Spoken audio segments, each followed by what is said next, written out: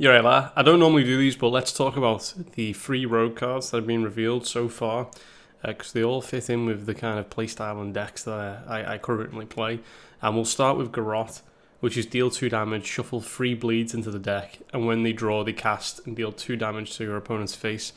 So this, you can run with Elk, and then you can have double the amount of the bleeds go into the deck, so essentially 6.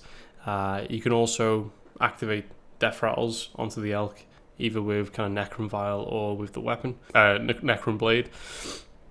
So there's some fun potential there, and if you have some spell damage up, obviously you can increase the amount that you do.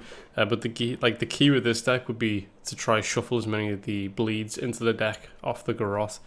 So we'll have a go building that. That one's an interesting mechanic, but the one that I want to look at next is Counterfeit Blade. So this one is a battle cry, so it's not a death rattle. This would count as a battle cry weapon, but it gains a random friendly death rattle that triggered this game. So obviously, if you play in Big Rogue and you play Cold Illusionist and that dies first, you're going to have a second Cold Illusionist on this weapon. And importantly, the reason that this is important, that's a battle cry, is that it won't draw off the next new card, which is Contract Killing. Contract Killing is a 3 mana spell. It draws a Death Rattle minion that costs 4 or less and then triggers it. Now, if you read the card, it draws it first and then triggers it.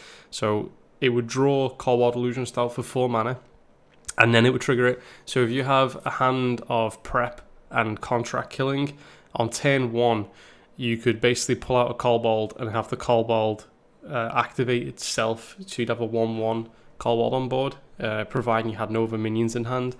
But if you did have other minions in hand, you could trigger the Kobold Death Rattle and activate something like Silverhand Vanguard, pulling either like a Rag or a Sneeds on the next turn.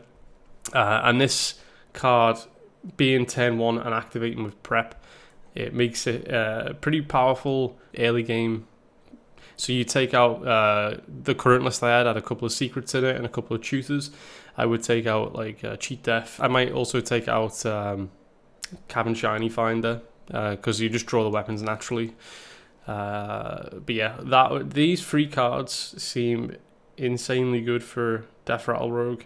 Obviously, you can even run this in the likes of like Arena Rogue and pull Albatross out and instantly activate it. Sort of like 9 lives for Hunter, except it's probably better because it draws the card and activates it rather than having the card die and then activating it. Almost like the new Rogue weapon, Counterfeit Blade. And also Counterfeit Blade is a 4/2, so it's slightly easier to trade into stuff as opposed to Necron Blade. With Contract Killing, the way it's worded, you can't run Necron Blade anymore because it doesn't say draw a Death Rattle minion, it says draw a Death Rattle card. So there's a chance that you can actually draw the weapon in whiff. So if you're building a Death Rattle Rogue, you probably don't want to put Necron Blade in, and you want to put Counterfeit Blade in because it's a battle cry. But yeah, I just wanted to talk about those cards. I'll be fairy crafting some of those on the lead up, and then on day 1, that's what we'll be playing. Some more Big Rogue.